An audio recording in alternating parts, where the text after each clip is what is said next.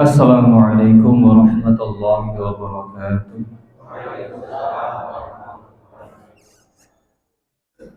Alhamdulillahi rabbil alamin. Wabihi nasta'inu ala umuri dunya waddin. Wassalatu wassalamu ala ashrafil anbiya'i wal mursalin, nabiyyina Muhammadin wa ala alihi wa sahbihi ajma'in. Faya ibadallah, usini wa iyyakum bitaqwallah. Faqad fazal mu'minuna al-muttaqun. Qala ta'ala, ya ayyuhalladzina amanu taqullaha haqqa tuqatih wa la tamutunna illa wa antum muslimun. Wa qala rasuluna Muhammadin sallallahu alaihi wasallam, ittaqillaha haitsuma kunta wa atbi'is sayyi'atal hasanata tamhuha wa khaliqin nasa bi khuluqin hasanin wa ba'd.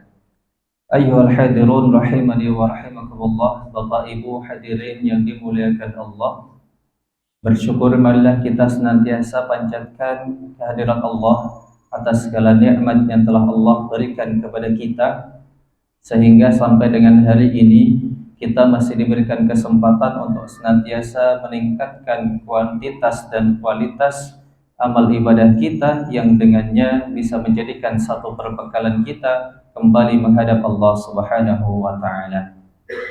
Profesor Dr. Wahbah Az-Zuhaili menyampaikan di dalam tafsirnya Al-Wajiz, beliau menafsirkan ayat Al-Qur'an surah Al-Ahqaf di ayat 15, menerangkan bahwa seseorang hamba Allah ketika dirinya menginjakkan usia 40 tahun, 40 plus atau 40 tahun plus plus, kayaknya kalau di sini belum 40 ya, rata-rata 40 di sini, Masya Allah. Beliau menjelaskan di dalam surah Al-Ahqaf ayat 15 tentang kebahagiaan seseorang yang ketika usianya masuk 40 tahun, 40 plus atau plus banyak. Yang beliau menjelaskan bahwa ketika seorang sudah 40 tahun, keinginannya sudah mulai berkurang. Berbeda ketika seorang itu usianya di bawah 40 tahun, keinginannya masih banyak. Ingin ini, ingin itu, pengen beli ini, pengen beli itu, pengen jalan-jalan ke sini, pengen jalan-jalan ke sana. Tetapi ketika sudah usia 40 tahun, pada umumnya itu keinginan yang seperti itu sudah mulai berkurang. Laras napa mboten niki? Nah, panjenengan kinten-kinten kalau ditanya keinginannya nopo, jawabnya nopo, Pak? Masih banyak atau sudah berkurang? Masih banyak. Masya Allah. Padahal pada umumnya ketika seorang itu sudah usia 40 tahun, maka fokusnya bukan mikir dunia lagi. Ya, fokusnya bukan mikir dunia lagi. Fokusnya adalah memperbaiki kualitas ibadah kepada Allah Subhanahu wa taala. Sebagaimana doa yang Allah sebutkan di ayat tersebut. Rabbi auzi'ni an ashkura ni'mataka allati an'amta 'alayya wa an a'mala salihan tardah wa aslih li fi dhurriyyati inni tubtu ilaika wa ana minal muslimin. Sehingga ketika seorang sudah 40 tahun plus dan lain sebagainya, maka puncak kebahagiaannya ada 3. Kebahagiaan yang pertama adalah as-sa'adatun nafs, kebahagiaan yang terletak kepada diri kita, terlebih kepada ketenangan batin kita. Dengan cara bagaimana? Mampu mensyukuri segala nikmat yang Allah berikan kepada kita. Maka ketika seorang mampu bersyukur, apalagi ketika usianya sudah 40 tahun lebih, pandai bersyukur kepada Allah, maka dijamin hidupnya akan semakin tenang. Mendapatkan rezeki segini, ya alhamdulillah. Berbeda dengan orang yang tidak pandai dalam bersyukur. Diberikan rezeki segini, aduh, bukan cukup. Buat ini tidak cukup, buat itu tidak cukup. Sehingga tidak pernah bersyukur, hidupnya tidak bakal tenang. Maka kebahagiaan pertama adalah kebahagiaan yang terletak pada ketenangan hatinya. lantaran pandai bersyukur kepada Allah. Kemudian kebahagiaan yang kedua adalah as-sa'adatul abdan, kesenangan yang terletak pada kesehatan jiwa, kesehatan badan, yang dengan sehat badannya mampu untuk beramal solih, mampu beramal sesuai dengan yang Allah senangi. Itu poinnya. Ketika sudah 40 tahun kok masih suka beramal sekarepe dhewe, ya, maka Allah ingatkan, beramal itu bukan sesuai dengan yang kita mau. Wah, pengennya begini lah, pengennya ngaji tapi nyatane orang tanya, ya, nyatane sibuk dan lain sebagainya. Maka itu salah. Amalan yang kita lakukan adalah sesuai apa yang Allah senangi. Wa an a'mala sholihan tardoh. Amalan apapun yang kita lakukan, kita pikir terlebih dahulu. Yang penting Allah senang, maka hidupku akan tenang. Bukan yang penting sekarangnya saya mau beramal apa tidak. Kemudian yang kebahagiaan ketiga adalah sa'adatul kharij, kebahagiaan yang terletak pada luar diri kita, kebahagiaan eksternal yang di dalam ayat tersebut diungkapkan ketika seseorang memiliki keturunan, anak laki-laki maupun perempuan, atau cucu laki-laki maupun perempuan.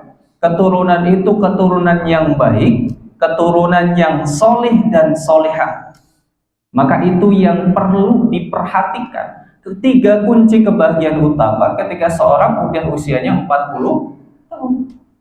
Maka diperhatikan apakah kita yang pertama sudah mengutamakan kebahagiaan, ketenangan hati kita dengan cara kita bersyukur atau belum. Sehingga ketika belum bersyukur, mulai dengan hari ini kita pandailah bersyukur kepada nikmat yang telah Allah berikan kepada kita. Kemudian yang kedua, bagaimana caranya supaya tubuh kita sehat? Kita minta kepada Allah, dengan kesehatan itu mampu kita beribadah dengan maksimal. Banyak orang yang minta sehat tapi lupa minta satu hal. Napa niku? Minta afiat. Banyak orang yang mintanya sehat-sehat tapi nggak minta afiat.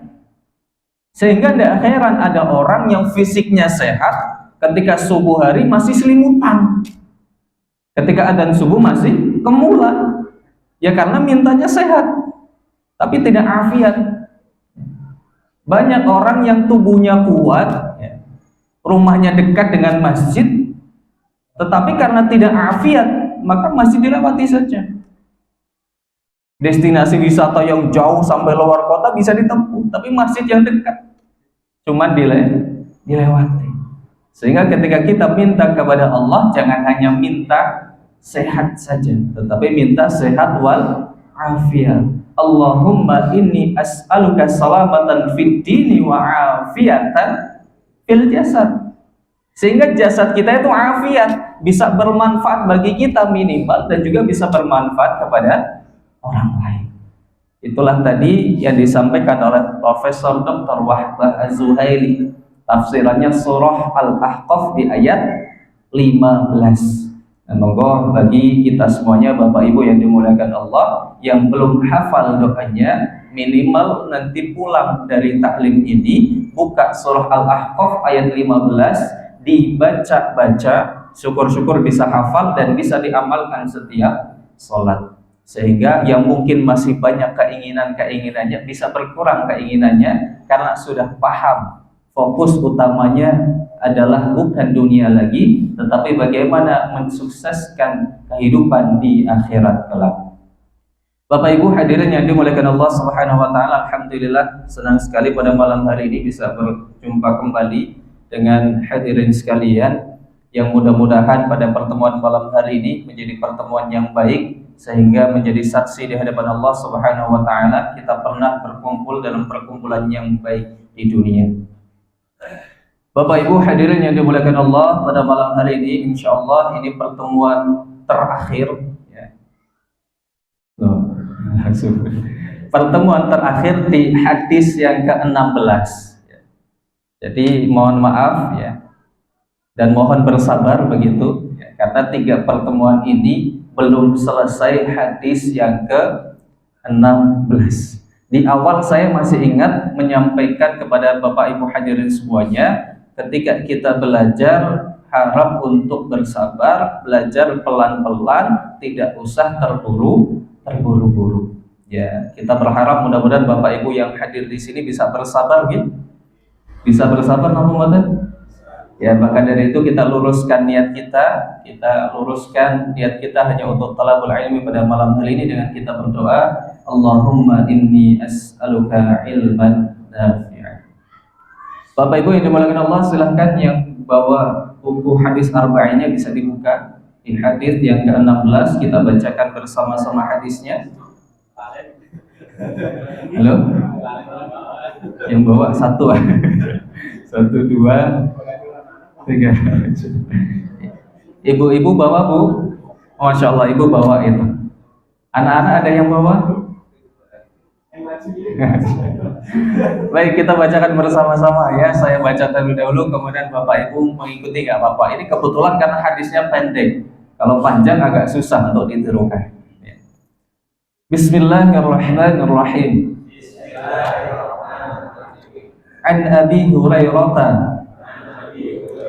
radhiyallahu anhu anna rajulan qala lin nabiyyi sallallahu alaihi wasallam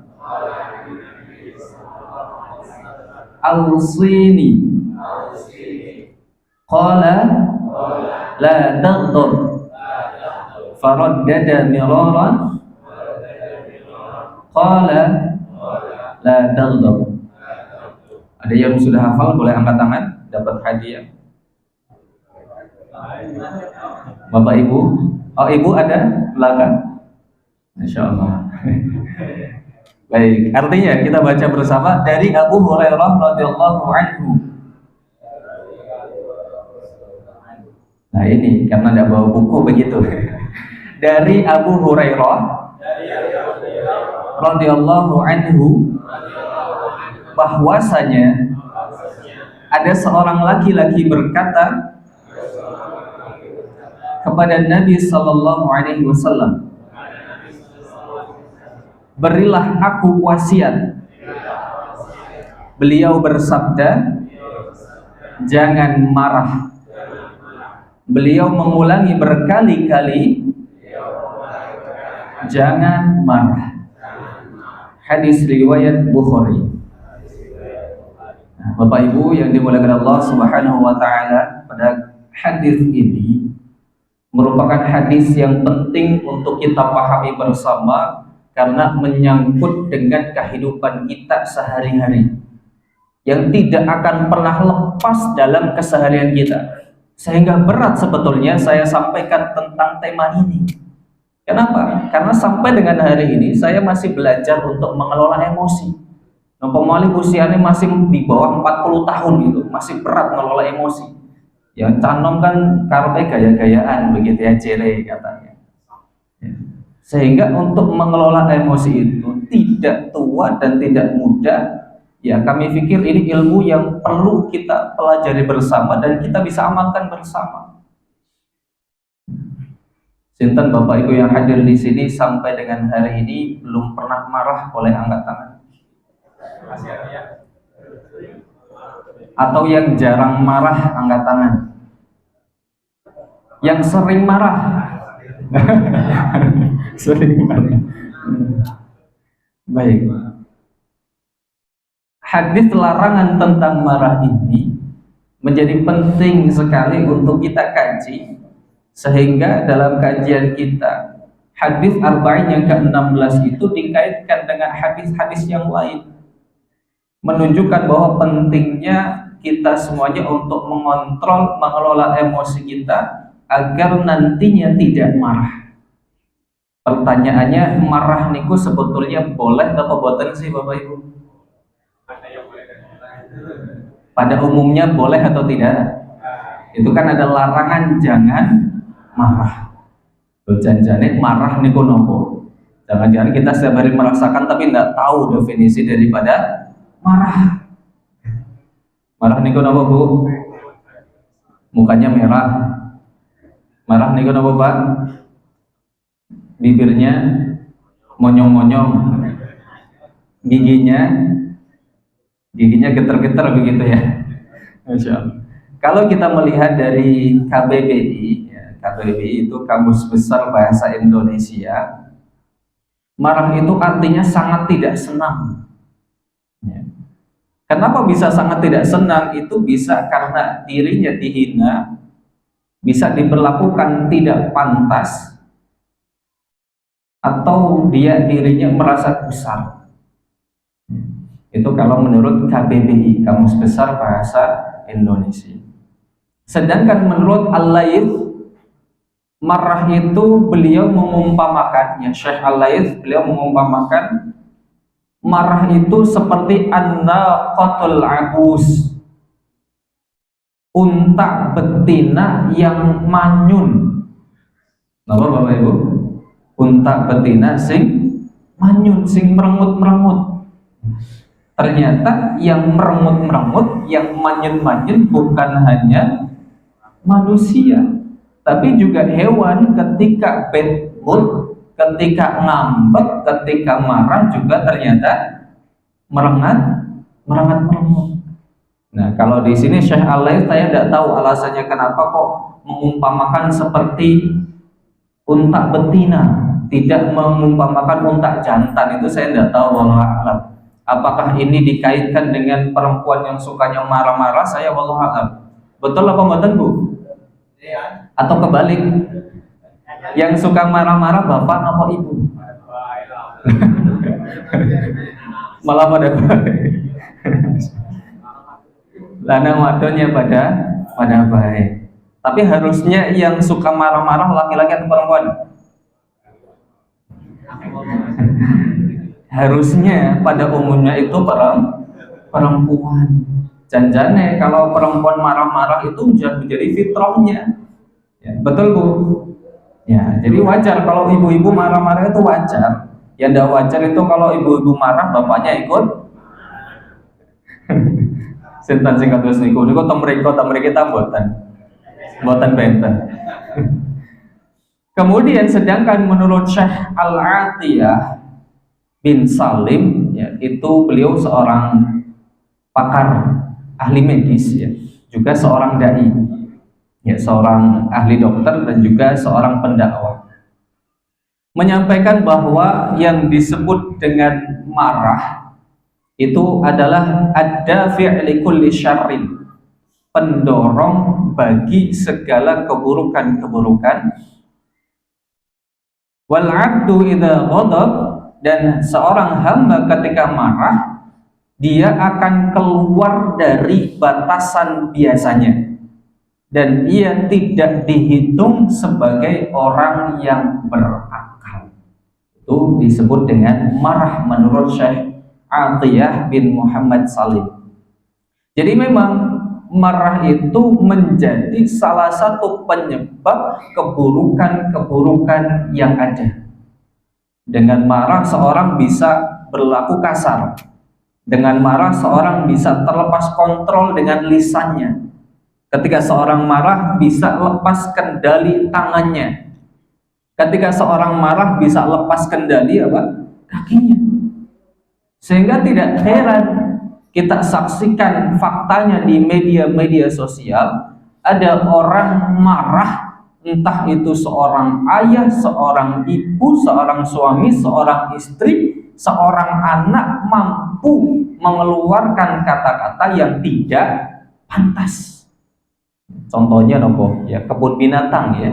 Biasanya ketika seorang marah itu tidak terkontrol lisannya. Semuanya bisa terlepas.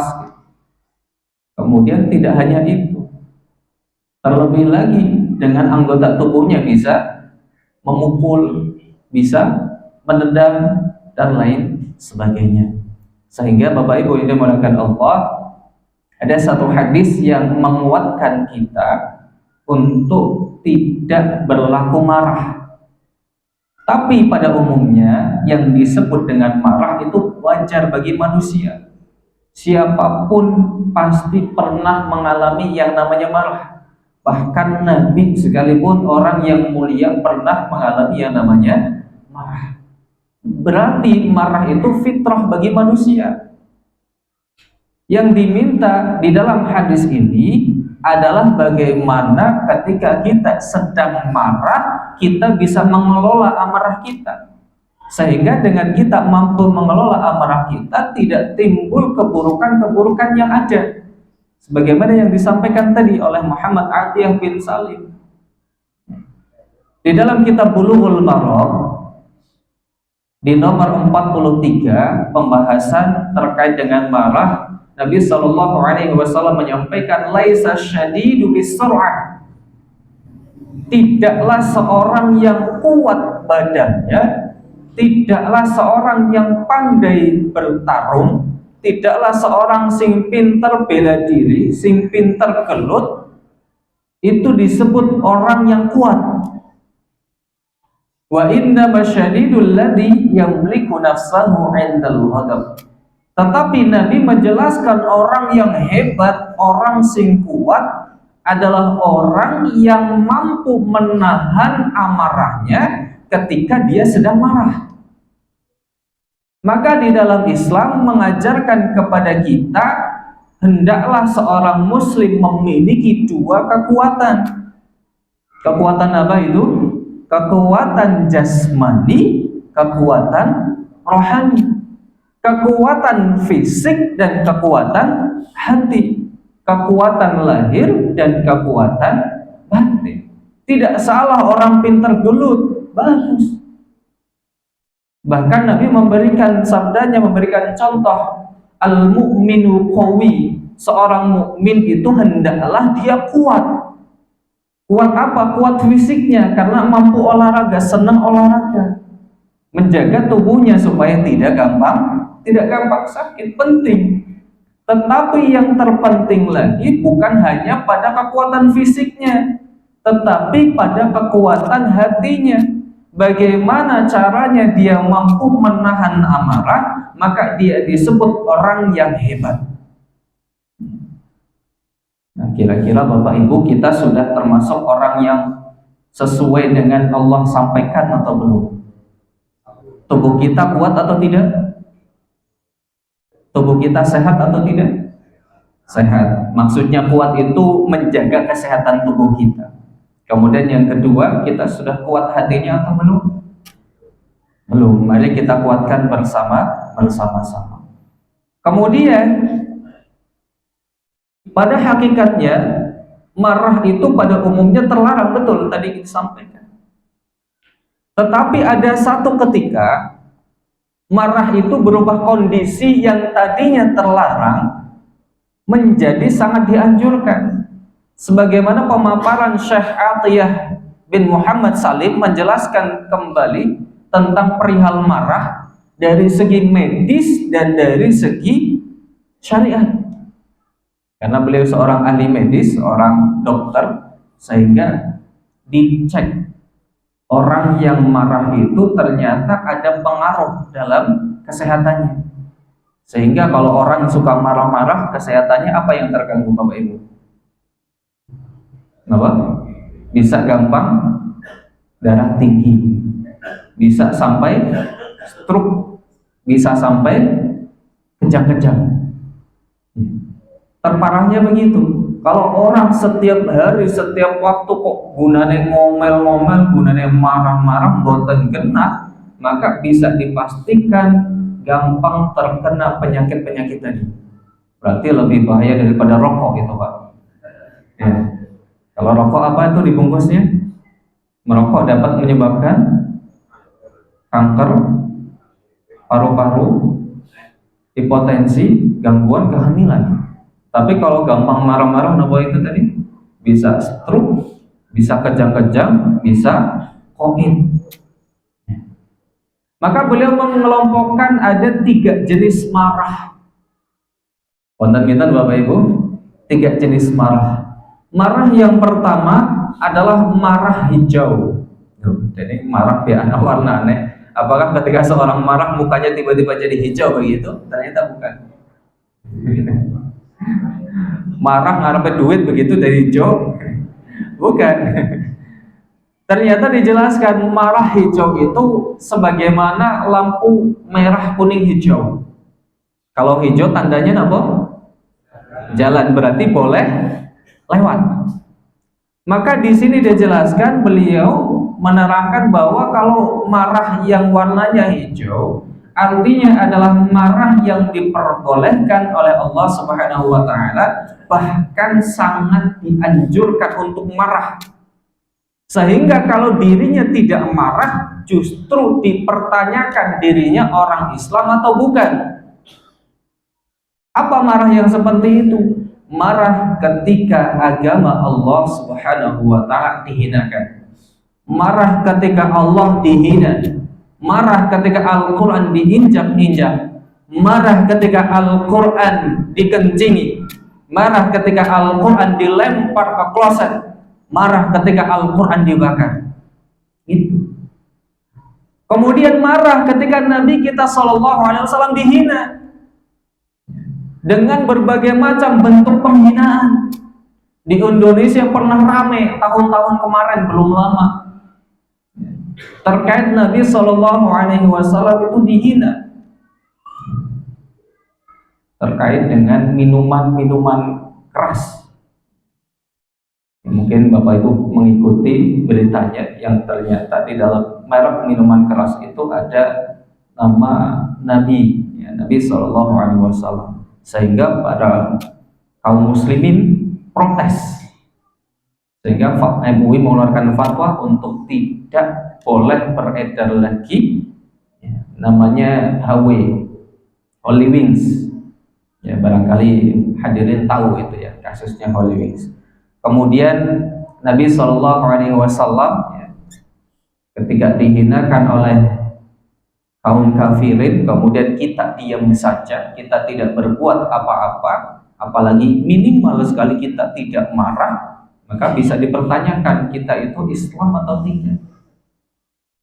Terlebih lagi kalau di kasus sekarang, ya, kita boleh marah terhadap saudara kita yang ada di Palestina.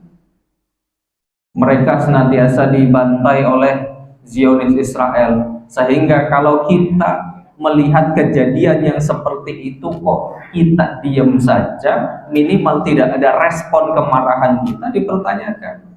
Apakah kita betul menganggap saudara kita di Palestina itu betul-betul saudara, atau hanya sebatas formalitas, atau sebatas FOMO, atau sebatas ikut-ikutan sing lagi ngetren apa? Oh, yang lagi ngetren Iran versus Israel misalnya. Oh, yang lagi viral Israel membantai Palestina. Kita ikut-ikutan saja, tetapi tidak ada rasa kemarahan di dalam hati kita. Dulu saya pernah hadirin semuanya, waktu masih nyantri itu saya tidak tahu apa-apa sama sekali. Ayah saya almarhum, beliau selalu cerita dengan saya, selalu berdoa ketika Baitul Maqdis di awal-awal tahun 2000 sekianan begitu, selalu dibantai, kemudian dikepung oleh Zionis Israel. Beliau sedih, nangis, marah luar biasa, jengkel. Tapi saya rasanya kok biasa-biasa aja. Karena saya ketika itu tidak tahu peristiwa apa yang terjadi. Nah, sekarang ketika sudah tahu, ternyata wajar sekali kalau kita marah dengan kondisi yang ada. Atau misalkan kita marah terhadap saudara muslim kita yang ternyata sampai dengan hari ini masih tidak peduli dengan saudaranya di Palestina. Mengatakan, lah wong di Indonesia basic akeh kasusnya orang rampung-rampung, nek arep dituliti rampung-rampung orang rampung-rampung. Apa sih kasus Indonesia yang rampung? Nggak ada yang rampung. Korupsi nggak akan mungkin bisa rampung. Apa malih Pak? Yang lagi viral kasus nopo nih kok? Tambang kan? Itu nggak rampung-rampung. Yang katanya dicabut semuanya, enggak semuanya. Dari 5 penambangan cuma 4 yang dicabut, yang 1 masih jalan. Ya, kan begitu. Tidak akan selesai kalau kita hanya mengurus terhadap kondisi yang ada di dalam negeri saja. Sehingga menjadi penting bagi kita untuk peduli dengan saudara kita di Palestina. Kita boleh marah kepada kaum muslimin yang sampai sekarang belum sadar. Kita boleh marah kepada orang yang masih pede minum aqua. Kita boleh marah kepada orang yang sampai dengan hari ini masih suka nongkrong-nongkrong di KFC. Itu kita boleh marah. Kenapa? Kok bisa ada orang muslim tapi pro-nya kepada Israel? Sehingga itu marah yang diperbolehkan. Jangan sampai ketika agama dihinakan, saudara muslim dibantai, ditindas, itu kita diam saja, tidak. Maka ada respon bagi kita semuanya. Kalau kita memiliki keimanan terhadap saudara kita, keimanan kepada Allah Subhanahu wa taala, pasti responnya begitu. Ketika melihat kejadian itu, oh ya Allah, Israel kurang ajar teman begitu. Maka Bapak Ibu yang dimuliakan Allah, mungkin melihat beritanya di televisi atau media sosial terkait dengan pertempuran yang terjadi antara Iran dengan Israel. Kami ingatkan ya, di Iran itu sudah terkenal sekali, mereka bukan Muslim, tetapi Syiah, bukan Islam. Jadi mereka membantai Israel itu bukan membantu kaum muslimin, bukan. Mereka itu menghancurkan Israel karena ada politik di dalamnya, bukan terkait dengan agama. Mereka I don't care katanya. Mereka nggak peduli terhadap kaum muslimin karena mereka Syiah bukan Muslim. Ya, perlu kita garis bawah di situ, sehingga tetap menjadi prioritas utama kita untuk senantiasa peduli terhadap saudara yang ada di Palestina. Maka marahlah teman-teman semuanya, marahlah hadirin semuanya, Bapak Ibu, ketika ada anggota keluarganya kok masih belanja dengan produk yang pro Israel. Kenapa begitu? Apa kok abot temen kayaknya kok meninggalkan produk-produk yang berafiliasi dengan Israel? Bahkan yang terakhir itu saya dengar atau baca beritanya itu medegel banget. Kenapa? Saya itu suka mengkonsumsi Indomie. Kalau mie pilihan saya Indomie begitu maksudnya. Tapi ternyata terakhir kali saya dengar, saya lihat beritanya, yang saya cek ternyata valid juga. Pimpinan Indominya, yang punya perusahaan Indominya, nyuntik donasi sokongan untuk KFC. Jadi KFC yang tadinya mau bangkrut disuntik 500 triliun. Disuntik segede itu. Sehingga malah payah ya wis. Akhirnya nggak jadi, saya meninggalkan lagi yang Indomie itu. Ya karena saya bismillah. Ya, sekalipun saya mungkin belum bisa meninggalkan semuanya, paling tidak yang selama saya konsumsi itu saya tinggalkan. Ya mudah-mudahan bisa memotivasi hadirin semuanya, Bapak Ibu yang dimuliakan Allah, untuk kita peduli terhadap produk apa yang kita kenakan. Itu marah hijau ya Bapak Ibu. Jadi kalau marah hijau itu bukan hanya boleh, tetapi diperintahkan. Kemudian yang kedua ada marah merah. Ya, marah merah itu yang marah yang pada batas umumnya. Kalau kita lihat orang marah itu kan pasti mukanya merah. Kemudian yang terakhir, marah yang ketiga, ini marah yang gawat, marah yang darurat, yang sampai dengan tingkatnya tadi bisa mengganggu dalam kesehatan, yaitu marah hitam katanya. Marah apa Bapak Ibu? Marah hitam itu marah yang bisa membuat buta mata fisik ya, dan juga membuat buta mata batin. Dan orang yang sudah marahnya marah hitam itu hilang akalnya. Dia tidak sadar apa yang dia lakukan. Ketika sudah sadar, dia baru menyesal. Itu disebut dengan marah hitam. Makanya Bapak Ibu yang dimuliakan Allah Subhanahu wa taala, penting sekali untuk kita bisa mengelola, penting sekali kita bisa menahan marah kita. Maka Allah Subhanahu wa taala menyampaikan ada kabar gembira bagi orang-orang yang mampu menjaga, mampu mengelola amarahnya, yang ketika seharusnya dia mampu marah tetapi dia tahan, sehingga Allah berikan keutamaan kepada dirinya. Maka keutamaan itu yang pertama, menghindarkan dirinya dari penyesalan. Yang pertama, orang yang bisa menjaga amarahnya, mengelola amarahnya, menghindarkan dirinya dari penyesalan. Itu yang pertama.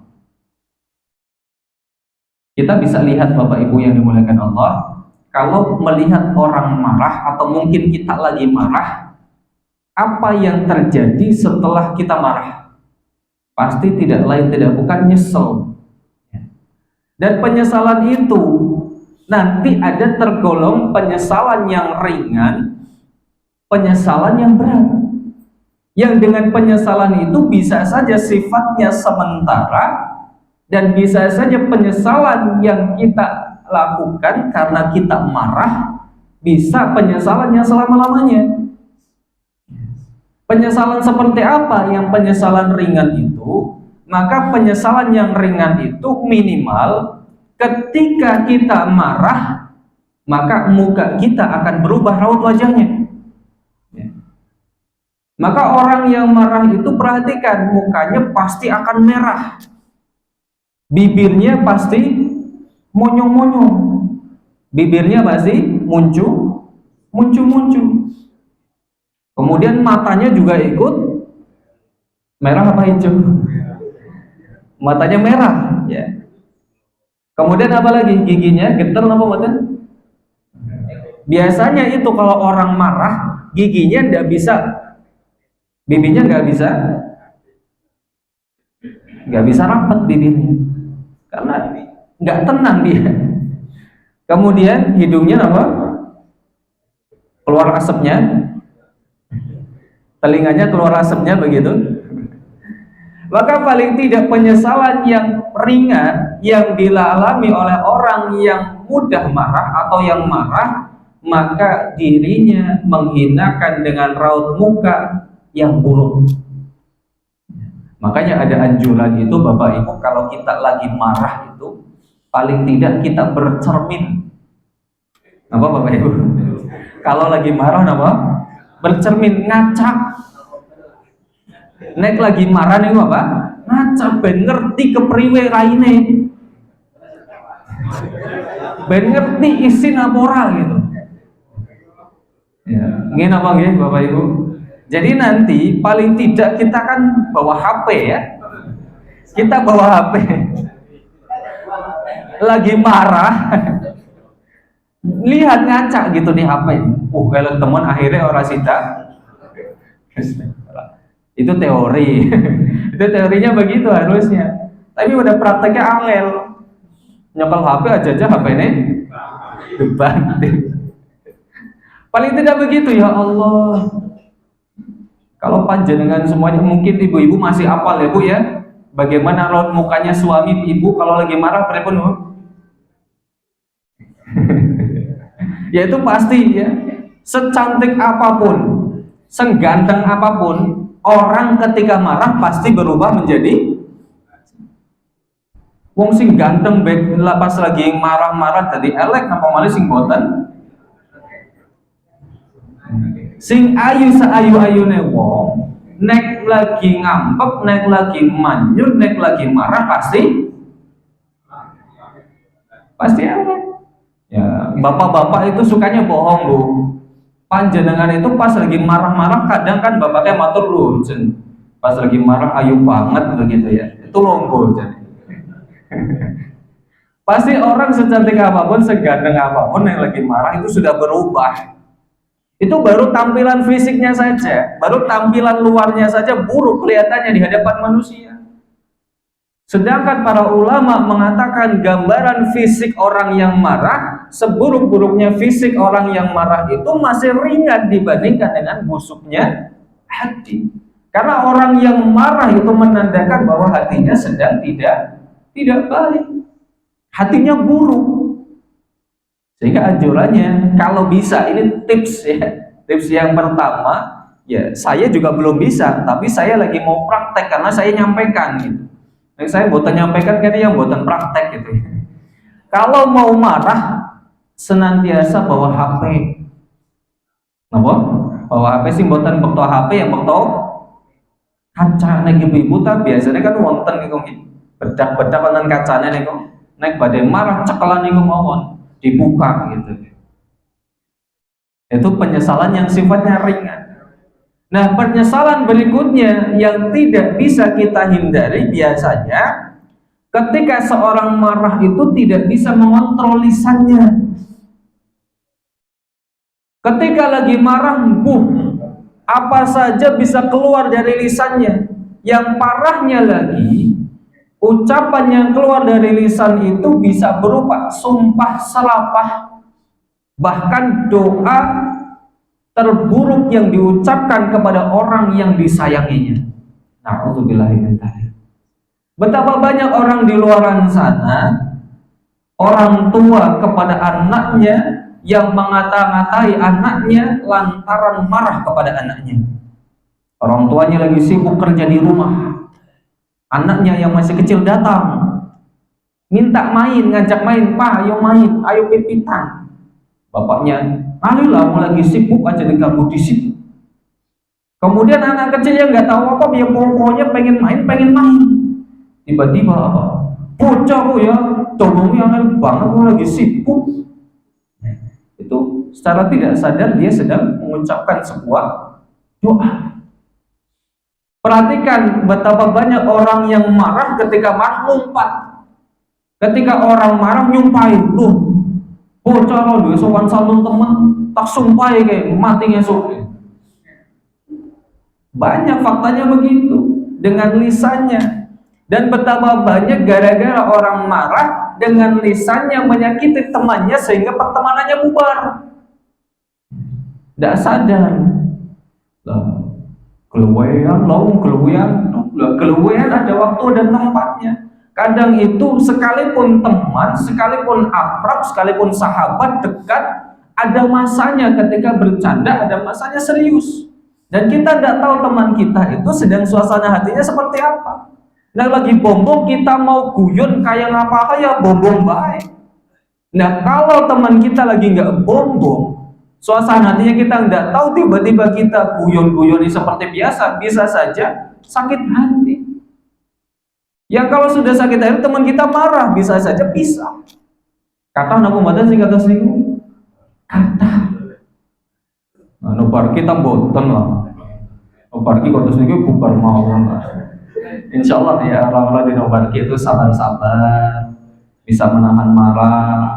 Teman-temannya keluar ya dimaklumi begitu, gitu. Sudah teruji, Masya Allah. Ini Nobarki kemarin sempat bikin saya jengkel sebenarnya. Kenapa? Saya tuh cuma lihat statusnya tok lagi bakar-bakar.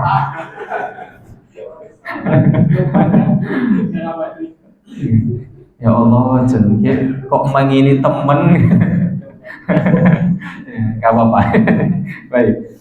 Kemudian Bapak Ibu yang dimuliakan Allah Subhanahu wa taala, puncaknya yang terparah daripada marah itu orang tidak bisa menjaga lisannya sampai pernikahan, rumah tangga bisa bubar gara-gara marah. Betapa banyak orang di luar sana suaminya dengan enteng ngomong cerai, pisah. Gampang banget. Kenapa? Karena marah dengan istri. Mengatakan bahwa istrinya tidak ada kebaikannya, istrinya tidak berguna, padahal kerjanya cuma di rumah. Kon jikotna wedang bewegah, kon jikotna madang ya moh, kon damelaken kopi ya moh, karpe apa gitu. Padahal nggak tahu suaminya di rumah pengorbanan perjuangan seorang istri itu hebatnya luar biasa, betul Bu? Kinten-kinten pekerjaan terberat itu seorang suami atau ibu? Halo Pak? Pekerjaan terberat itu suami atau ibu?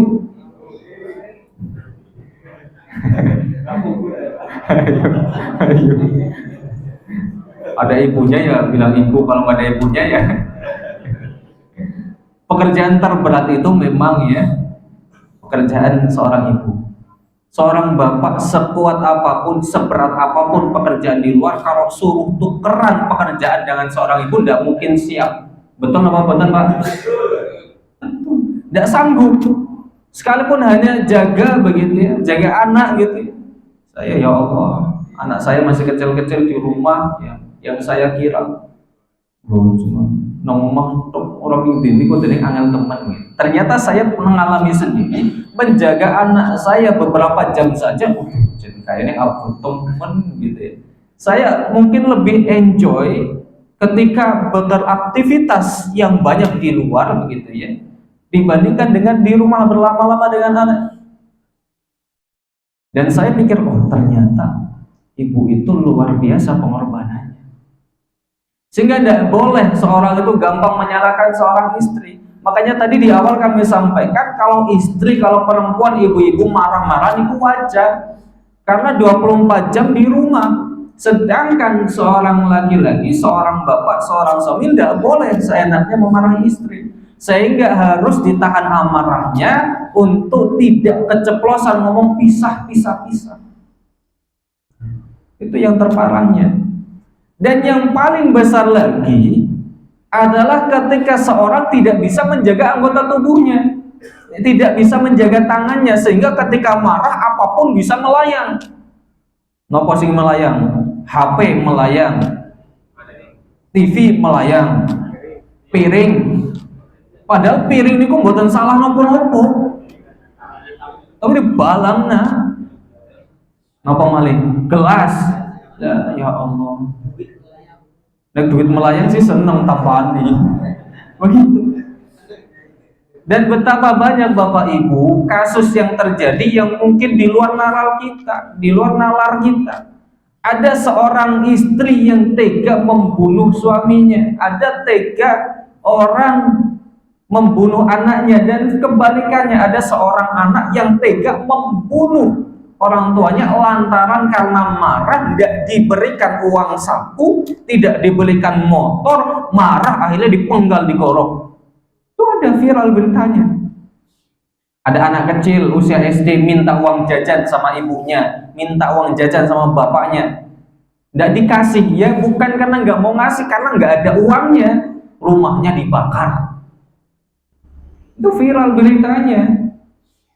Lagi-lagi kenapa? Karena tidak bisa menahan amarah.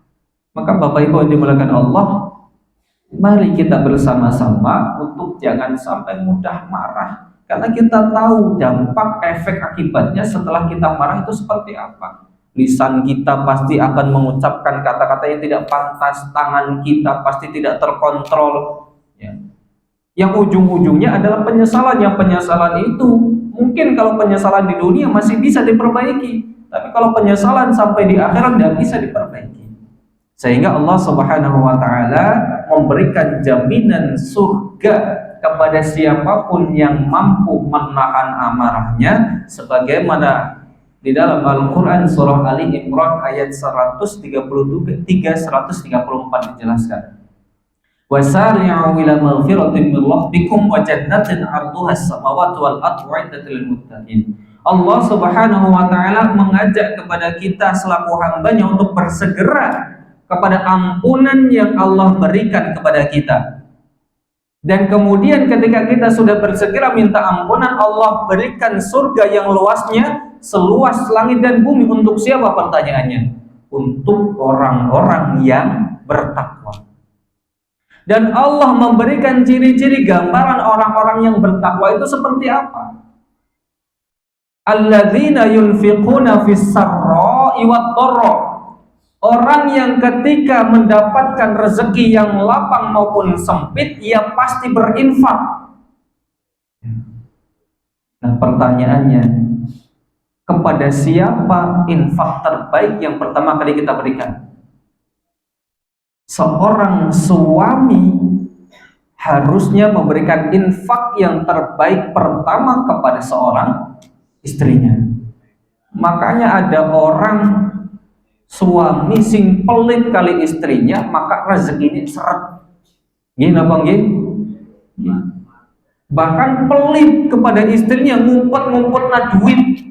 Orang gelem transparan kalau bojone. Oleh duit ya jen balik rumah kepada carane ben bojone orang ngerti. Tumpet naneng tas, tumpet naneng sepatu, kaos kaki, ujung-ujungnya ketemu. Itu hebatnya perempuan itu begitu, nggak tahu ya. Tiba-tiba kok ketemu begitu ya. Uang di celana, kita nggak tahu ninggal uang apa enggak, tiba-tiba pas lagi nyuci ketemu gitu ya. Itu infak yang terbaik kepada istri. Maka yang kedua, ciri-ciri orang yang bertakwa setelah berinfak, baik dikala senang maupun susah, dikala lapang maupun sempit, adalah wal kadhiminal ghaidh. Orang yang mampu menahan amarahnya padahal dia berhak untuk marah. Kita disenggol, kita dilecehkan, marah-marah. Boleh tidak kita marah? Boleh. Tapi orang yang bertakwa bisa menahan amarahnya ketika sudah sampai ubun-ubun, tidak diluapkan, tapi ditahan. Kemudian puncaknya wal afina 'anil nas. Setelah menahan amarahnya, dia memaafkan orang yang berbuat salah tadi. Memaafkan orang yang membuat dia marah. Maka dalam hal ini ada beberapa tingkatan ketika seorang itu marah. Yang pertama, ketika seorang marah ditahan amarahnya. Kemudian yang kedua, ada orang yang ketika marah itu dilupakan amarahnya. Ada yang ketika orang marah itu diikhlaskan amarahnya. Dan ada yang terakhir keempat, ada orang yang ketika marah boleh untuk membalas dengan keburukan yang sama, tetapi orang itu memilih membalasnya dengan sebuah kebaikan. Bukankah kita pernah mendengar kisahnya Nabi Yusuf alaihi salam? Dari kecil tidak salah apa-apa dizalimi sama saudara-saudaranya. Tapi perhatikan ketika Nabi Yusuf sudah sukses, apa yang dilakukan kepada saudaranya? Tidak balas dendam, tidak marah, tidak jengkel, justru diberikan posisi juga. Diberikan balasan yang terbaik oleh Nabi Yusuf. Nah, pertanyaannya, di posisi mana kita ketika sedang marah? Apakah ketika kita marah bisa ditahan? Apakah ketika kita marah itu kemudian dilupakan orang yang membuat marah kita? Kayaknya tak melupakan suslit ya Bapak Ibu ya. Panjenengan kira-kira masih ingat tidak orang yang pernah bikin jengkel panjenengan? Masih ingat sampai sekarang? Memang nyatanya sulit. Kemudian tahap yang ketiga, mampu mengikhlaskan orang yang berbuat salah kepada kita, membuat kita marah. Dan puncaknya adalah kita mampu membalasnya dengan balasan yang terbaik. Bapak Ibu hadirin yang dimuliakan Allah Subhanahu wa taala, kemudian Nabi kita mau memberikan sebuah jaminan kepada kita yang mampu menahan marah kita. La taghdab walakal jannah. Janganlah marah, maka bagi kita surga. Pertanyaannya, pertanyaan terakhir, bagaimana caranya untuk kita menahan amarah kita? Maka paling tidak ada beberapa hal yang bisa kita lakukan Bapak Ibu semuanya untuk kita bisa mengelola, bisa menahan amarah kita. Yang pertama, Nabi memberikan anjuran faida ghadibta faskut. Idza ghadaba ahadukum falyaskut. Ketika lagi marah diusahakan diam. Apanya yang diam? Mulutnya diam. Apalagi yang diam? Tangannya diam. Apalagi yang diam? Kakinya diam. Pokoknya ketika marah diam di tempat, gerak. Bu ampun nopo-nopo. Itu yang pertama. Kemudian yang kedua, berubah posisi. Setelah tadi siap gerak, menahan lisan, menahan tangan, menahan kaki, maka rubah posisi kita. Kalau kita marah, posisi kita berdiri, maka duduk. Ketika duduk lagi marah, buat sonjor. Nek masih marah lagi nopo? Berbaring turunan.